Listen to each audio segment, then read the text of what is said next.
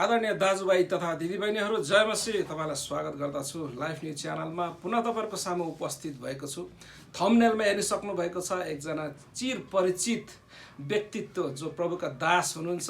विगत लामो समयदेखि प्रभुको निम्ति आफ्नो जीवन अर्पण गर्नुभएको र मण्डलीमा आफ्नो योगदान पुर्याउनु भएको छ र उहाँले आज हाम्रो निम्ति एउटा विशेष भन्दा पनि मण्डलीलाई चाहिने खुराक नै लिएर आउनुभएको छ र उहाँको व्यस्त समयको बावजुद पनि मेरो अनुरोधमा लाइफ न्युज च्यानललाई उहाँले चाहिँ छोटो समय दिनुभएको छ। आशा छ यहाँहरूले चाहिँ आजको यो इन्टरभ्यू बेसमा बनाइएको यो कार्यक्रम चाहिँ विशेष हजुरहरूले आशिषित हुनुहुनेछ भनेर म एकदमै आशा गर्दछु। यदि हजुरले लाइफ न्युज च्यानललाई पहिलोपटक हेर्दै हुनुहुन्छ भने कृपया सब्सक्राइब गरिदिनु होला र हाम्रो भिडियो मन पराउनुहुन्छ र केही सिकेको अनुभूति गर्नुहुन्छ भने कृपया लाइक र सेयर पनि गरिदिनु होला र यहाँहरूको अमूल्य कमेन्टको पनि म आशा गर्दछु।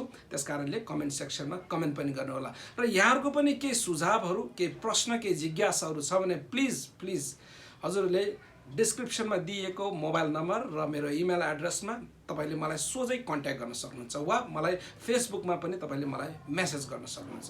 त आउनुस् आजको जुन विषय छ मण्डली वृद्धि कसरी हुने, मण्डलीमा अगुवापन कसरी, विश्वासीहरूलाई दरिलो कसरी बनाउने, उनीहरूलाई पोसिलो एकदम आत्मिक भोजन ठोस आहार कसरी खुवाउने, यो विषयमा चाहिँ हामी आज पास्टर भोजराज भट्टज्यूसँग चाहिँ हामी कुराकानी गर्नेछौँ।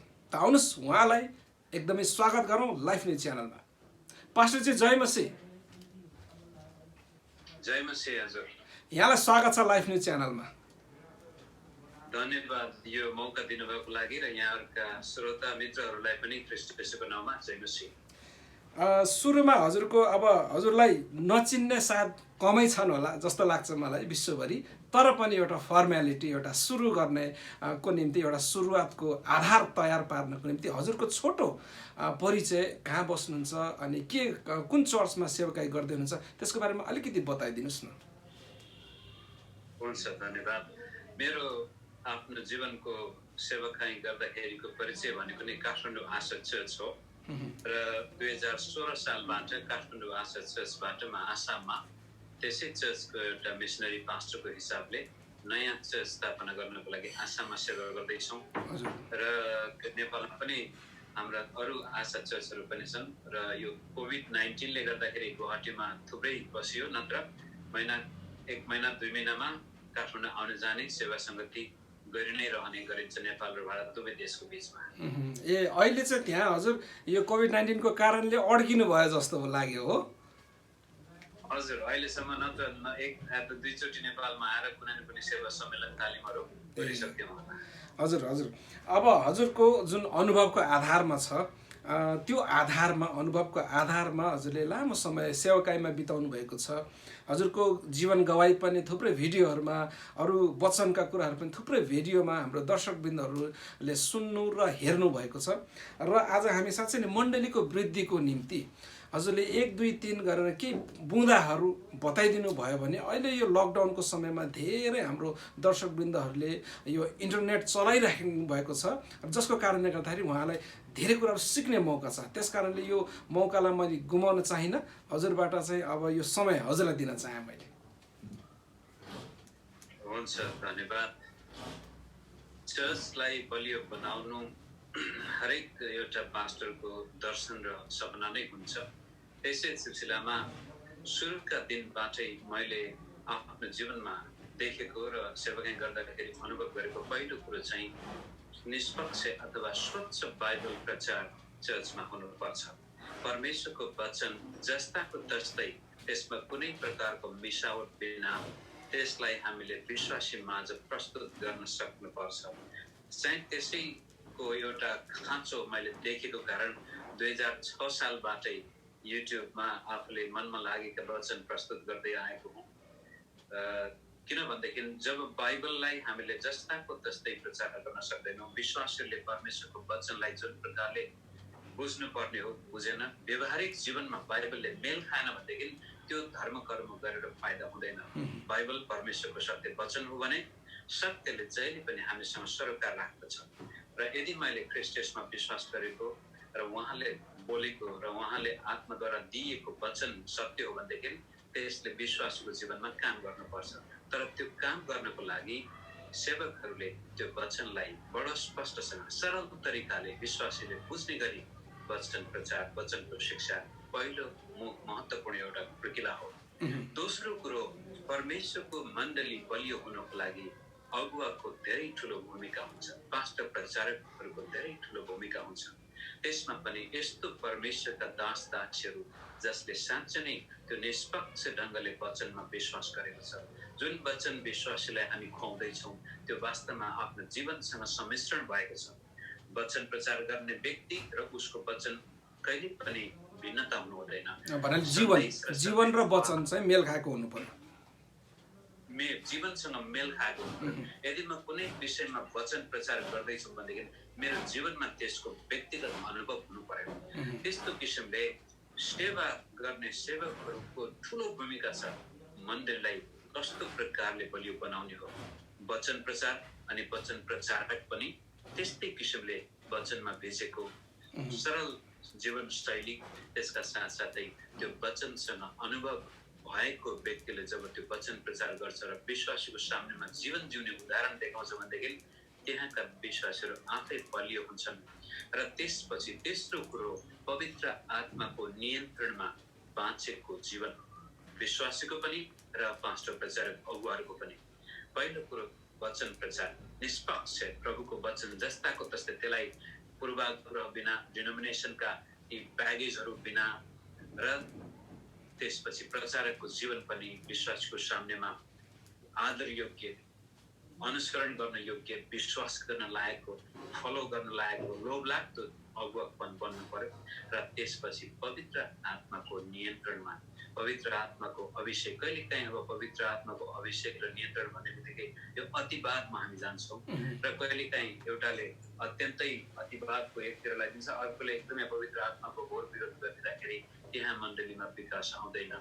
किनभनेदेखि सुरुमा नयाँ नियमको मण्डलीको सुरुवात नै पवित्र आत्माको नियन्त्रणमा भएको हो। र मण्डली इतिहासमा पनि हामीले हेर्दै गयौँ भनेदेखि पवित्र आत्माको काम जहाँ जहाँ हुन्छ त्यहाँ मण्डली बलियो हुँदै जान्छ। त्यसकारण यी तीनटा कुरा राख्छु अहिलेलाई।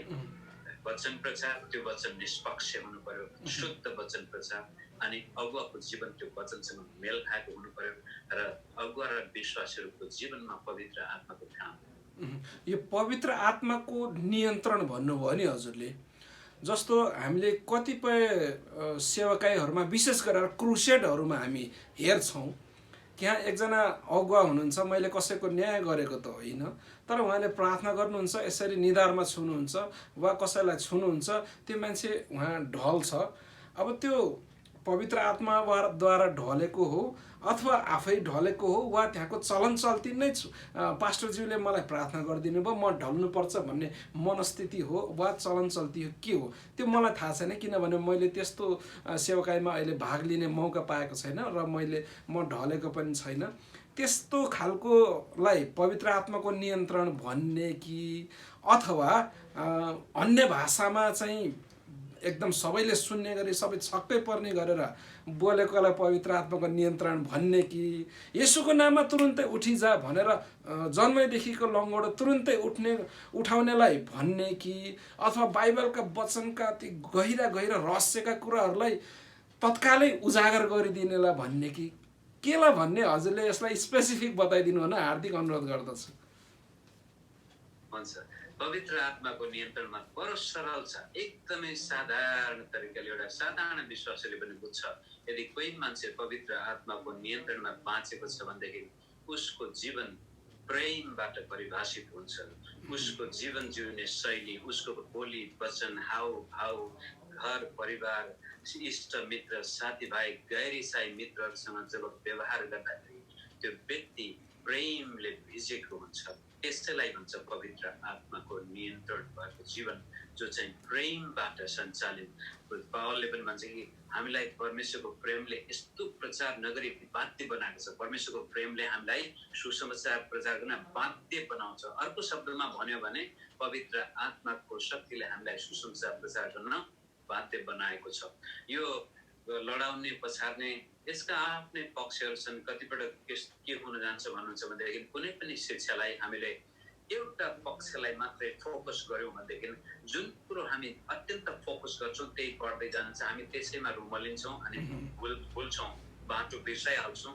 एउटा सानोतिनो गल्ली देख्ने बित्तिकै ओहो यो गल्ली त कहाँ पुग्छ भनेर हामी त्यता जान्छौँ। तर मुख्य पवित्र आत्माको नियन्त्रणमा बाँचेको पास्टर, प्रचारक र विश्वासी जीवन जसको जीवन प्रेमबाट परिभाषित भएको हुन्छ, उनीहरूको जीवनमा पवित्र आत्माका फल फलेका हुन्छन्। यो अन्य भाषा अङ्गमा यी त पवित्र आत्माका वरदान, यो पवित्र आत्माको फल फलिसकेपछि मात्रै जब त्यस्ता वरदानहरू देखा पर्छन् ती जीवनदायी हुन्छ। तर पवित्र आत्माको नियन्त्रण बिना, पवित्र आत्माको फल बिनाका वरदानहरू हामीमा आउँछन् भने ती विनाशकारी बन्न जान्छन्।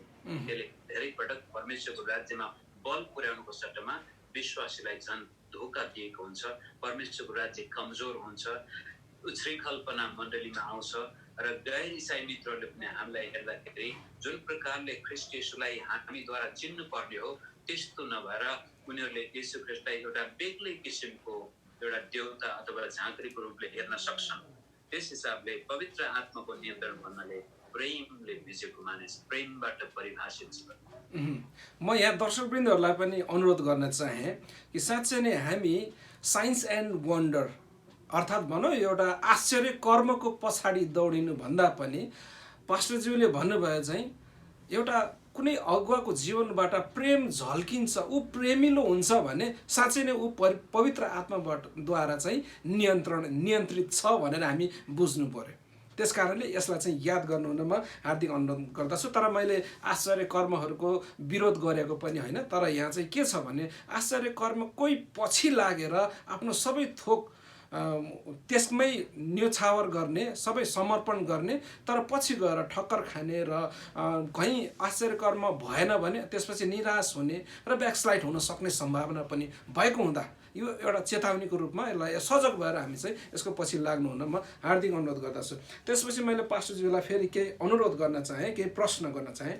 जस्तो मण्डलीले कस्ता कस्ता कामहरू गर्नुपर्छ वृद्धिको निम्ति अथवा भनौँ परमेश्वरको कामको निम्ति। यहाँ के छ भन्दाखेरि शनिबार, जहाँ शनिबार बिदा हुन्छ त्यहाँ शनिबार चर्चमा जाने, हालेलुया गर्ने, जयमसी गर्ने, वचन सुन्ने, ओहो तृप्त भइयो, आनन्दित भइयो, आशिषित भइयो, फर्कने, त्यसपछि आफ्नो जीवन जिउने। त्यो बाहेकको पनि के छ? अब यो सङ्गतिका कुराहरू दाजुभाइ सङ्गति, दिदीबहिनीको दिदीबहिनीमा सङ्गति छँदैछ, तर एक्स्ट्रा एउटा समाजमा पनि घुस्ने खालको काम, जस्तै मैले युरोपतिरको पुरानो पहिलाको चर्चहरू चाहिँ मैले के सुनेको थिएँ भन्दाखेरि चर्चहरूले विद्यालयहरू स्थापना गरेका पछि त्यो चर्चलाई चाहिँ उनीहरूले सरकारलाई हस्तान्तरण गरेको कुराहरू हामीले हेरौँ र अहिले पनि ती विद्यालयहरू छन् र एकदमै नाम कमाएका एकदमै असल विश्वविद्यालयहरूको रूपमा चाहिँ परिणत भएका छन्। के नेपालमा पनि चर्चले यस्तै विद्यालय खोल्ने, कुनै पार्टी पौवा तयार गर्ने अथवा सामाजिक कामहरू धेरै छन् जो अनगिन्ती छन्, जो समाजलाई खाँचो परेको छ, त्यस्ता कामहरू पनि गर्ने हो कि अथवा त्यो गर्दाखेरि चर्चको एउटा जुन मूल उद्देश्य छ त्यसबाट भट्किने हो कि? हजुर के भन्नुहुन्छ यसमा? अलिकति खुलस्त पारिदिनुहोस् न। हजुर, त्यो एकदमै महत्त्वपूर्ण प्रश्न गर्नुभयो र यो एकदमै जायज मूल्याङ्कन हुनुपर्छ यसको। चर्चको मुख्य उद्देश्य अहिले आएर हेर्दाखेरि हामी के देख्छौँ भनेदेखि जसरी हुन्छ सुसमाचार सुनाऊ, विश्वासमा ल्याऊ, मण्डलीमा राख, त्यसपछि मरेपछि स्वर्ग जाने निश्चय गर, त्यति मात्रै सीमित भएको देखिन्छ कतिपटक चर्चहरूका गतिविधि हेर्दाखेरि। तर मण्डली इतिहासलाई हामीले कोट्यायौँ भनेदेखि यो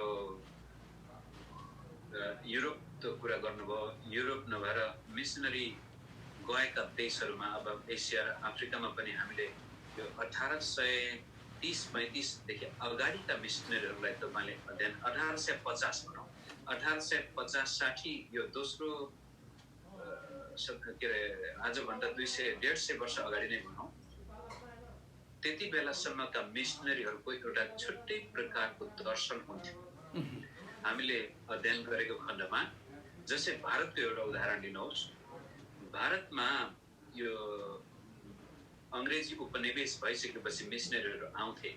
हुन त इस्ट इन्डिया कम्पनीले मिसनरीलाई पछि बन्देज लगाएको थियो। त्योभन्दा पहिला 1700 करिब 10-15 देखि जब त्यहाँ मिसनरीहरू आउन थाले 1700 देखि लिएर लगभग 1855 सम्ममा भारतमा जति पनि मिसनरी आए तिनीहरूले पहिलो प्राथमिकता स्कुललाई दिए। के भन्छ स्त्री जातिलाई पढाउनेदेखि लिएर दलित वर्गका बच्चाहरूलाई पढाउनेदेखि लिएर यहाँसम्म कि उच्च वर्गका व्यक्तिहरूको लागि पनि शिक्षा एकदमै महत्त्वपूर्ण। तपाईले यो भारतको मिसनरी इतिहासमा हेर्नु भने 1855 सम्ममा हजारौं स्कुल खोल्यो मिसनरीहरूले मात्रै। त्योभन्दा अगाडि स्कुलहरू थिएन इन्डियामा।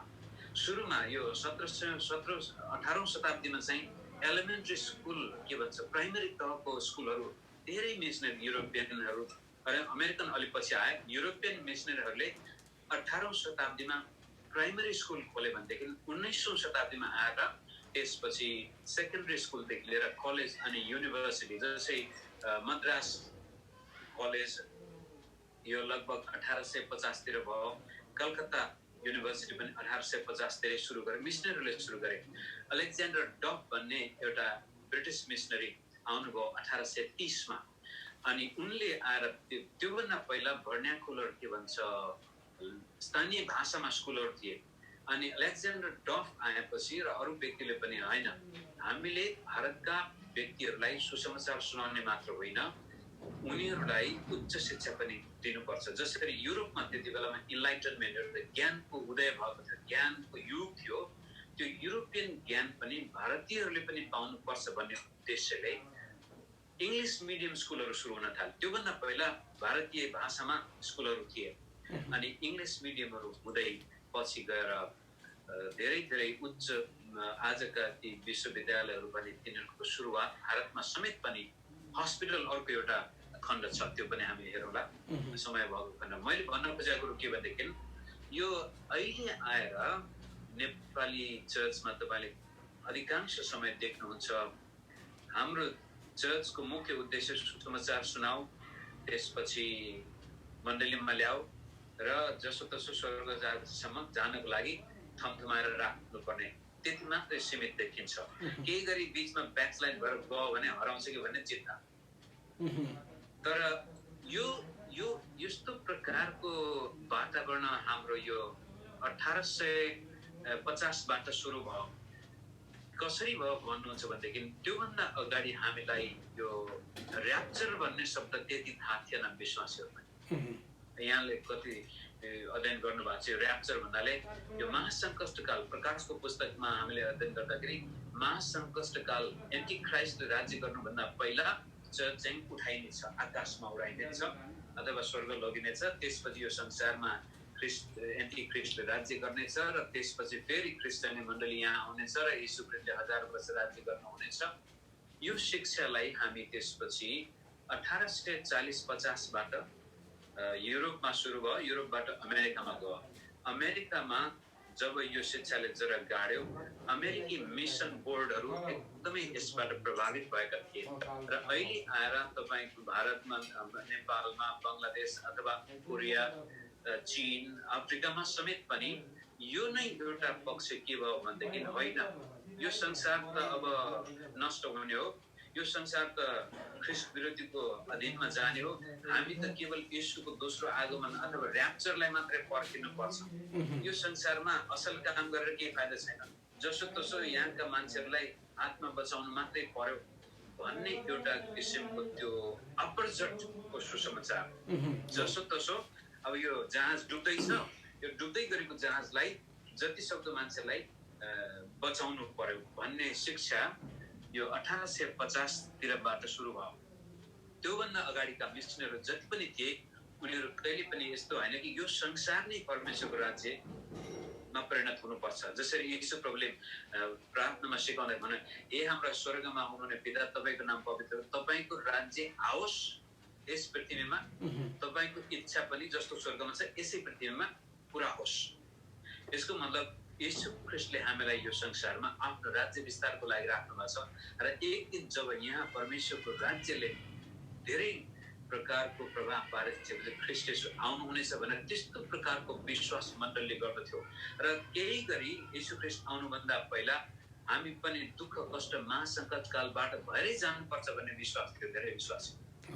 तर 1850बाट चाहिँ 50औं दशकबाट चाहिँ हैन विश्वासहरू त यो महासङ्कट कालबाट जानु पर्दैन किनभनेदेखि यसले हामीलाई सङ्कटकाल आउनु अगाडि नै उठाउनेछ त्यसपछि यो संसार न्यायमा जानेछ या दुःख हुनेछ अविश्वासीहरू नाश हुनेछन् यहाँ भनेको कारण यो पेसिमिस्ट भन्छ अङ्ग्रेजीमा एकदमै त्यो निराशावादी दृष्टिकोण आयो जसले गर्दाखेरि आज हाम्रो सुसमाचार प्रचार गर्ने मुख्य उद्देश्य नै यो डुब्दै गएको जहाजलाई त्यहाँबाट विश्वासीलाई जसरी हुन्छ उद्धार गर्ने।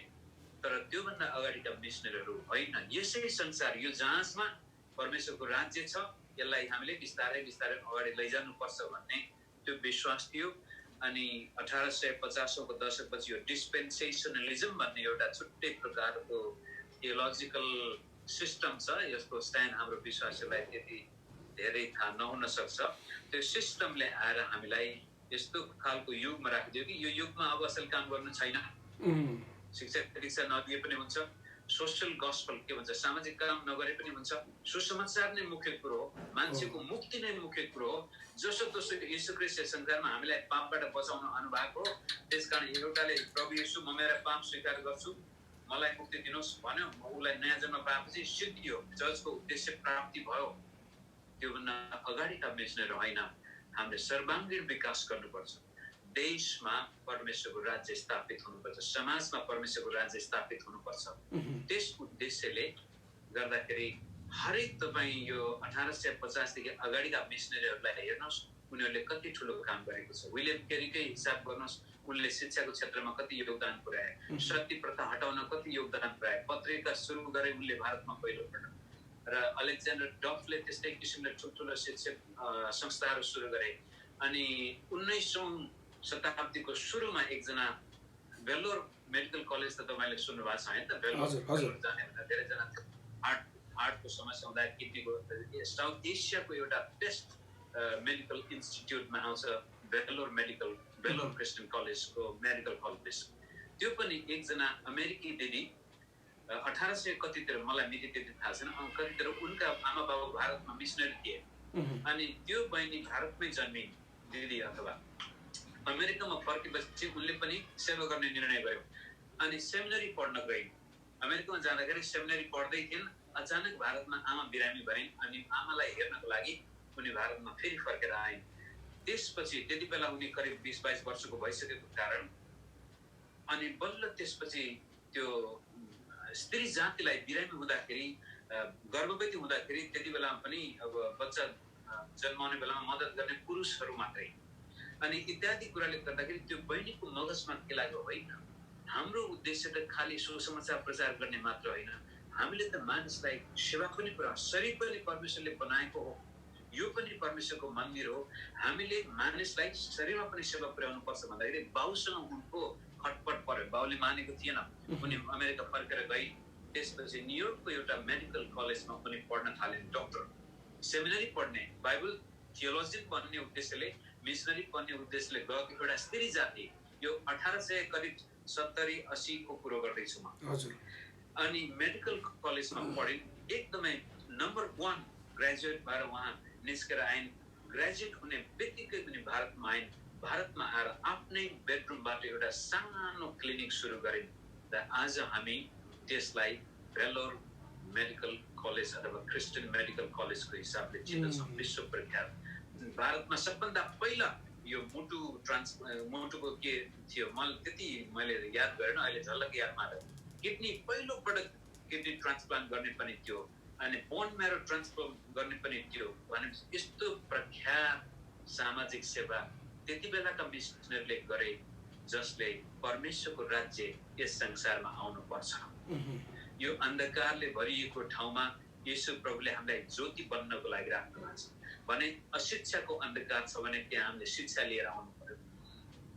गरिबीको अन्धकार त्यहाँ छ भनेदेखि हामीले परमेश्वरीय त्यो आर्थिक उन्नतिको पनि विकास त्यहाँ गर्नु पर्यो र रोग व्याधले मानिसहरू अकालै मरेको छन् भनेदेखि त्यहाँ स्वास्थ्यको ज्योति पनि लिएर आउनु पर्यो।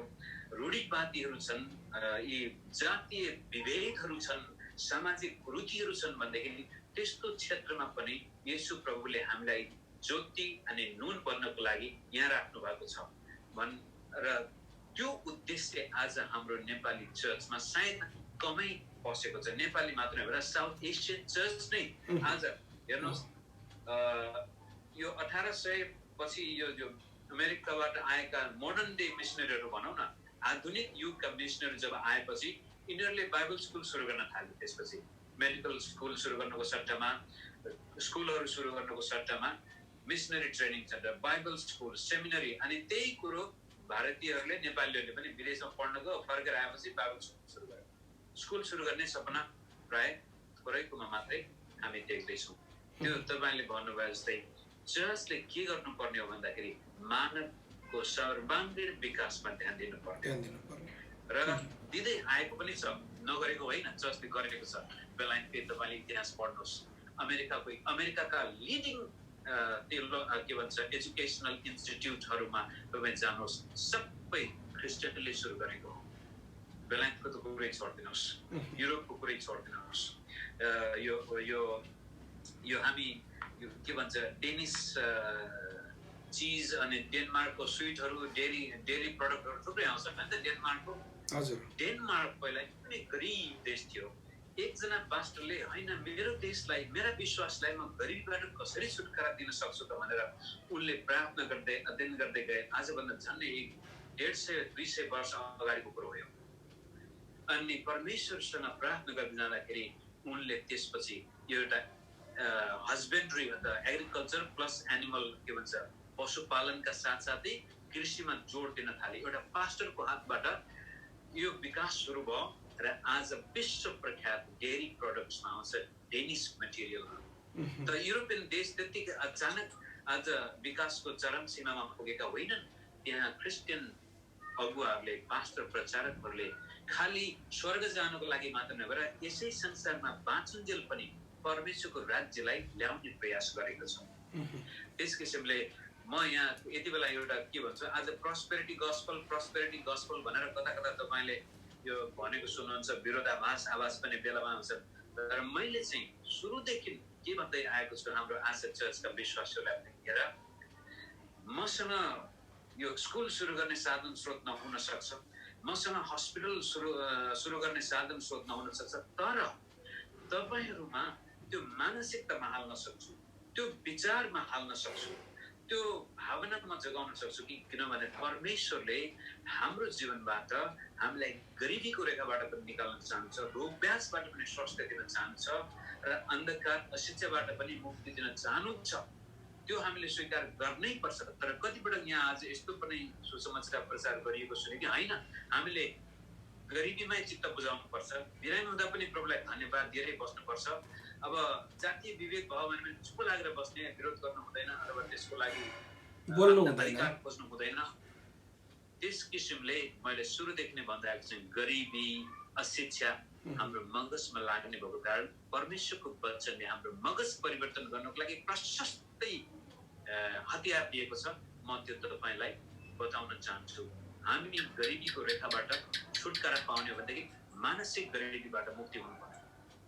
त्यस किसिमले जसले गर्नुपर्ने धेरै कुराहरू बाँकी नै छन्। अहिले त खालि हामी त्यो डुब्दै गएको जहाजमा भएका विश्वासीहरूलाई के व्यक्तिलाई उद्धार गर्ने काम मात्रै गरिरहेका छौँ।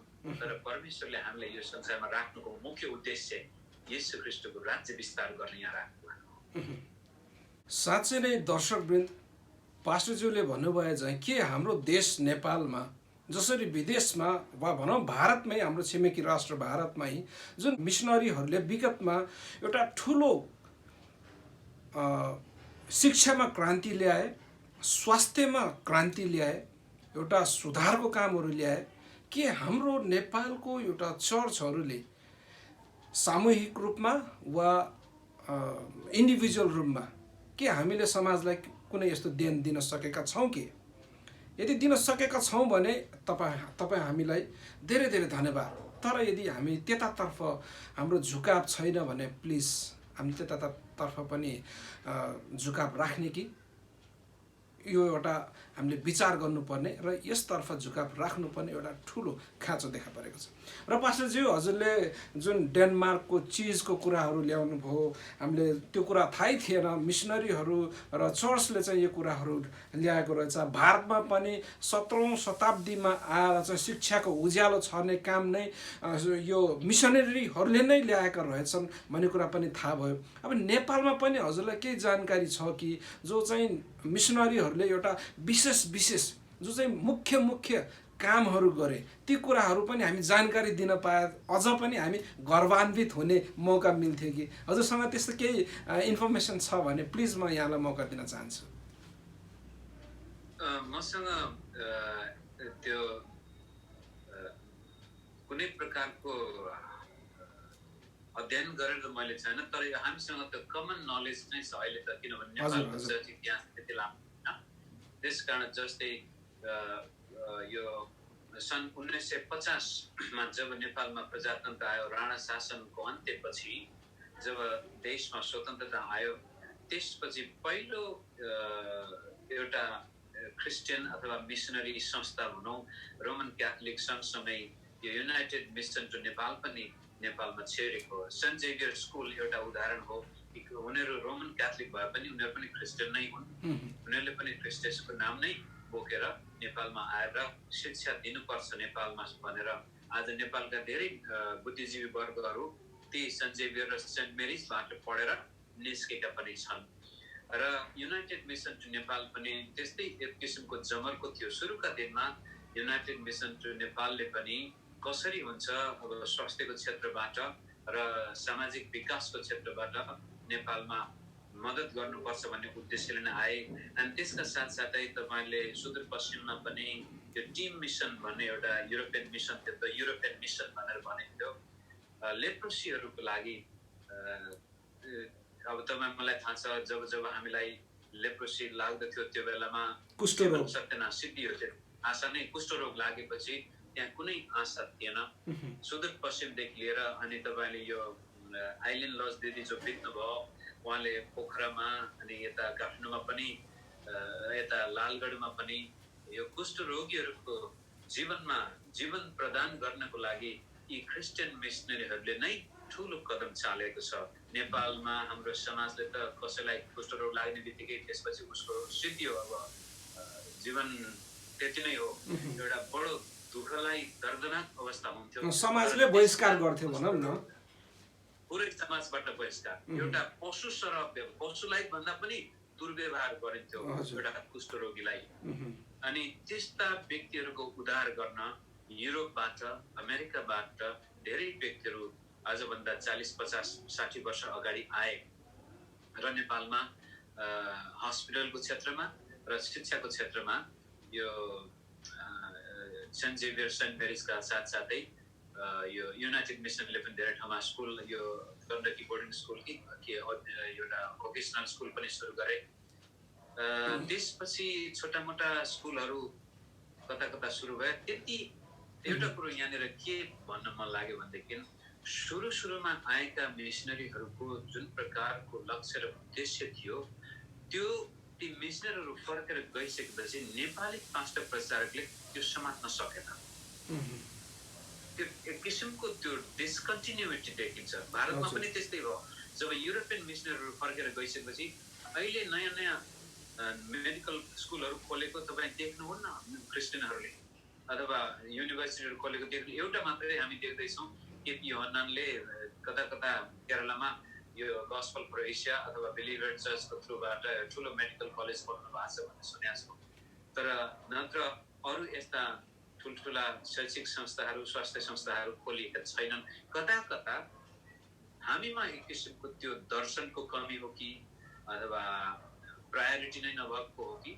र नेपालमा पनि मिसनरीहरूले आएर धेरै राम्रो सुरुवात त गरे, तर त्यसको कन्टिन्युटीमा अहिले सायद त्यति जल्दो बल्दो नभएको हुनसक्छ।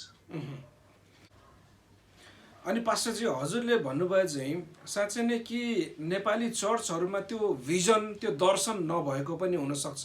यहाँनिर मलाई अलिकति खड्केको कुरा के लाग्छ भने नेपालको सन्दर्भमा भन्नुपर्दाखेरि है, हजुरले भन्नुभएको सामाजिक कामहरू पनि गर्नुपर्छ, जस्तै मानिसहरूलाई सिकाउने कुरा, केही दिने कुरा, उनीहरूको आर्थिक अवस्था अथवा उनीहरूको बिजनेस व्यापार अनि केही सिप सिकाउने कुराहरू, यो कुराहरूमा हात हाल्दाखेरि लौ यसले त धर्म परिवर्तन गराउनको निम्ति यसले चाहिँ फलाना चिज दिन थाल्यो वा रुपियाँ पैसा दिन थाल्यो वा लगानी गर्न थाल्यो भन्ने आरोप आउँछ भनेर पनि डराएका हुन् कि नेपाली चर्चहरू वा मिसनरीहरू।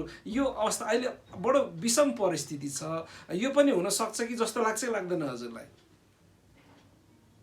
यो यो त्यति यो धर्म परिवर्तन अराउन थाल्यो भन्ने दोष लाग्छ भन्ने त्यो डर चाहिँ छ, केही हदसम्म छ, तर त्यो मुख्य कारण होइन।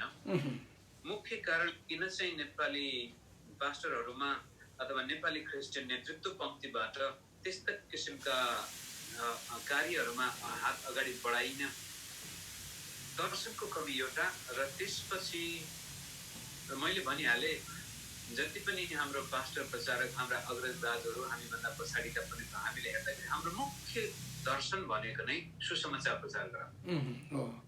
जसरी हुन्छ मान्छेलाई मुक्ति देऊ। अब त्यो कुनै व्यक्तिलाई राम्रो शिक्षा दियो, 10 क्लास 12 क्लास भोलि गएर पिएचडी नै गरा, तर त्यसले विश्वास गरेन भने त्यो त लगानी खेर गयो भन्न ठान्छ। तर वास्तवमा हामीले त्यस्तो हिसाब गर्न हुँदैन। एउटा राम्रो मानिलो आज बाबुराम भट्टराई एउटा क्रिस्चियनले पढाइरहेको स्कुलबाट पढेर जानुभयो, देशको प्रधानमन्त्री बन्नुभयो। अब उहाँले ख्रिस्टलाई विश्वास गर्नुहुन्छ हुन्न त्यो उहाँको जिम्माको कुरा हो, तर कमसेकम उनमा एउटा ज्ञान, एउटा नयाँ सोच, नयाँ विचार त हाल्नको लागि ती क्रिस्चियन मिसनरीहरू सफल भए नि त। जुन प्रकारको नौलो सोच बाबुराम भट्टराईमा थियो, जसलाई धेरैले ठुलो आशा पनि गरेका थिए, एक दिन यो मान्छेले हाम्रो देशलाई केही गर्छ कि भन्ने। अब अहिले कहाँ गएर काम पुग्नुभयो थाहा भएन, तर त्यस्तो खालको व्यक्ति उत्पादन गर्न सक्नु पनि ती मिसनरीहरूको एउटा ठुलो उपलब्धि नै हो।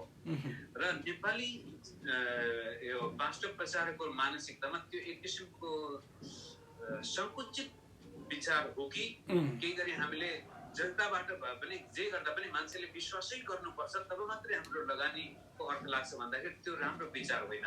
हामीले सेवा गर्दाखेरि निष्पक्ष, चाहे हिन्दूमै बसोस्, चाहे मुसलमानै बसोस्, चाहे बुद्धिस्ट नै रहोस्, चाहे जुनसुकै धर्मावलम्बी किन नहोस्, हामीले सामाजिक सेवा कहिल्यै पनि त्यसले विश्वास गरोस् भन्ने उद्देश्यले गर्न हुँदैन। त्यो त परमेश्वरको हातमा छ।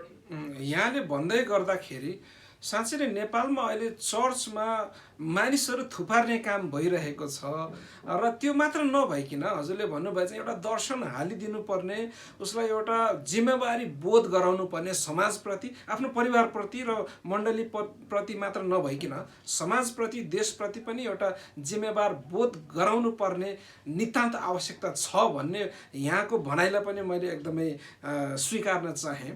र अबको अवस्थामा मण्डलीलाई जुन विगतमा मिसनरीहरूले जसरी चर्च पनि फेलोसिप पनि सञ्चालन गर्ने सँगसँगै सामाजिक कामहरू पनि गरिरहने अलिकति गाह्रो अप्ठ्यारो नै छ होला, तर पनि यसलाई निरन्तरता दिन सकिन्छ कि सकिँदैन, बेस्ट चाहिँ पर्फर्मेन्स गर्न सकिन्छ कि सकिँदैन अहिलेको अवस्थामा, अहिलेको जुन नेपालको राजनैतिक अनि विभिन्न कुराहरू छन्, यसको यो बिचमा रहेर यसरी समाजलाई पनि योगदान दिने र चर्चलाई पनि सँगसँगै लान सक्ने अवस्था छ कि छैन नेपालमा?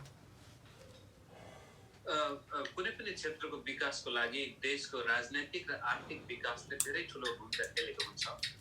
अब नेपाल देश राजनीतिक हिसाबले पनि एकदमै यो अनिश्चित अवस्थामा छ, आर्थिक हिसाबले हामी एकदमै विपन्न वर्गमा पुगिसकेका छौँ, जसको कारण चर्च पनि आखिरी विश्वासीहरू धनाढ्य छन्। हाम्रो चर्चहरूमा उद्योगपतिहरू भएको भए तिनीहरूको लगानीबाट नै हामीले सामाजिक काम गर्ने त हो, नत्र भनेदेखि फेरि यो आइएनजिओ एनजिओ खोलेर जसरी विदेशबाट डोनेसन खोजेर ल्याएर त्यो काम गर्दाखेरि त्यसको औचित्य एकदमै, त्यसको प्रभाव एकदमै थोरै हुन्छ।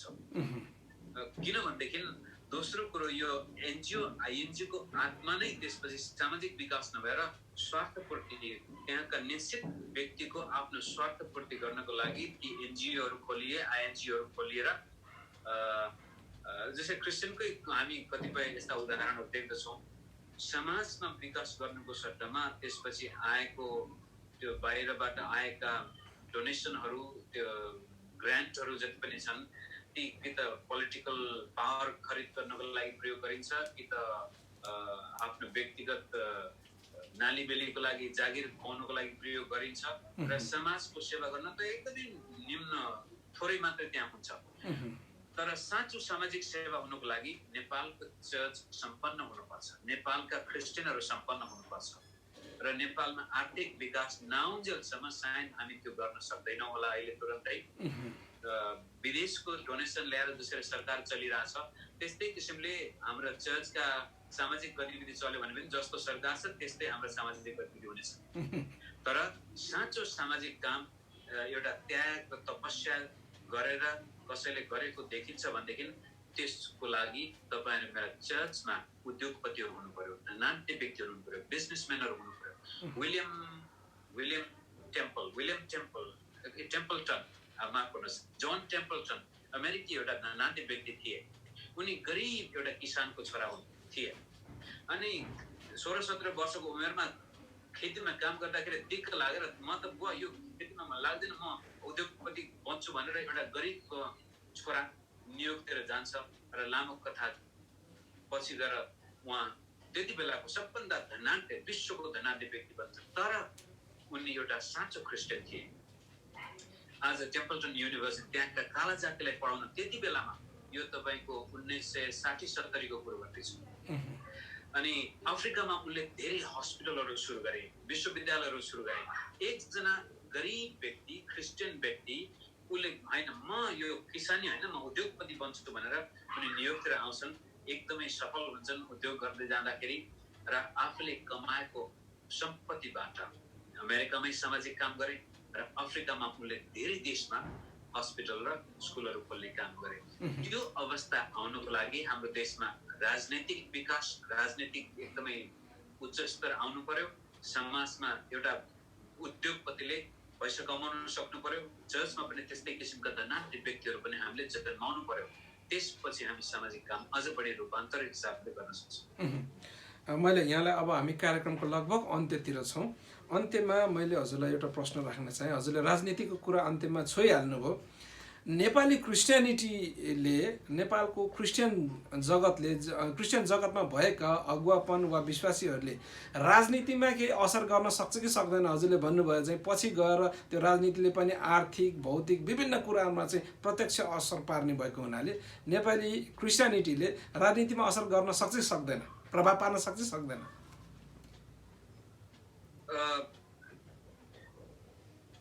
प्रभाव अवश्य पर्छ, त्यसमा कुनै शंका छैन। तर त्यो चाहिँ कस्तो नकारात्मक प्रभाव होइन कि सकारात्मक प्रभाव पर्न जान्छ। जस्तै उदाहरणको लागि भोलि गएर हाम्रा क्रिस्चियन परिवारबाट जन्मेका छोराछोरी भोलि गएर लोकसेवा आयोगमा पास हुँदै गएर उनीहरू ठुल्ठुला अहदाका कर्मचारी बन्देखि त्यहाँ भ्रष्टाचार न्यून हुन जान्छ। उनीहरू एउटा सच्चा देशभक्त भएर जनताको सेवा गर्न सक्छन्। त्यस्तै किसिमले भोलि गएर कुनै एउटा जवान स्त्री पुरुषले राजनीतिमा आफ्नो जीवन दिन्छ र भोलि गएर देशको मन्त्री प्रधानमन्त्री बन्छ भनेदेखि त्यसपछि ऊ एउटा स्वच्छ क्रिस्चियन भएको नाताले उसले भ्रष्टाचार, लोभ, लालचमा नगएर समाजको सेवा गर्छ देशको। यस किसिमले इसाई विश्वासीको जीवनमा यदि त्यस्तै किसिमको मौका मिलेको खण्डमा देशको लागि, समाजको लागि एकदमै सकारात्मक प्रभाव पर्छ, जुन सकारात्मक प्रभावको प्रमाण तपाईले नेल्सन मण्डेलामा पाउनुहुन्छ। धन्यवाद पास्टर भोजराज भट्टज्यू, यहाँले अमूल्य समय यो समयमा दिनुभयो।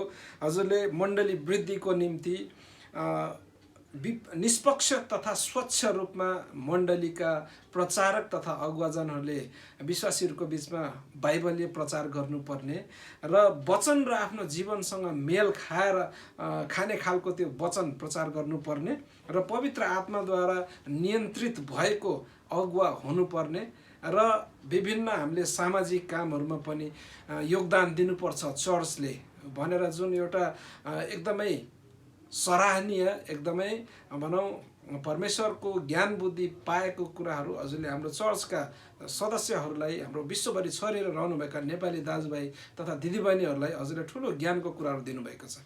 यहाँलाई एकदमै एकदमै धन्यवाद मेरो व्यक्तिगत तर्फबाट र लाइफ न्युज च्यानलको तर्फबाट।